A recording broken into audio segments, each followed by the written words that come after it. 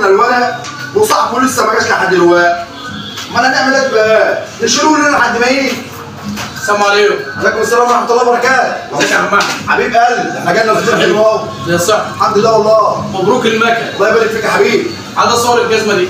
ماشي؟ على صور الجزمه دي. تصور الجزمه؟ عشان لما تضيع هنشرها على النت. ما بيصوروا الجزام. بيصوروها. عشان لما هتحط على النت عشان اعرف هو مين اللي خدها، اقول له الجزمه دي هديه ضاعت مني. طب دي يا ابني هتحط على النت كيف دي؟ ده جزمه جبار. حطها هتطلع منها جزمه ورق. جزمه ورق؟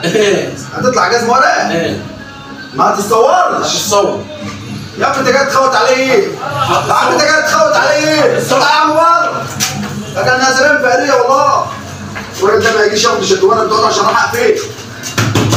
السلام عليكم. عليكم السلام. ازيك يا عم؟ حبيب قلبي. عامل ايه؟ الحمد لله والله. صور ايه؟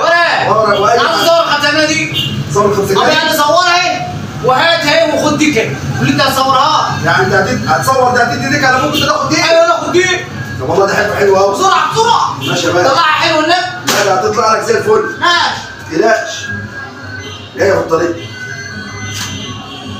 بتطل عليا. بطلع 5 جنيه. ما يعجبكش بقى. بلاش كده. جاي جاي. الحمد لله. حبيبي. 5 جنيه. حبيبي يا اخي. 5 جنيه. ماشي. خد يا باشا. هات دي. عليها كام دي؟ عليها 5 جنيه. 5 جنيه؟ ايوه. لا خد دي. ايه؟ ماشي 5 جنيه. عايز حاجه؟ سلام عليكم. ماشي العرض ده. وانا صورت له وعطاني 5 جنيه تاني. لكنها شغلانه تعبانه وانا قافل الدكان ده.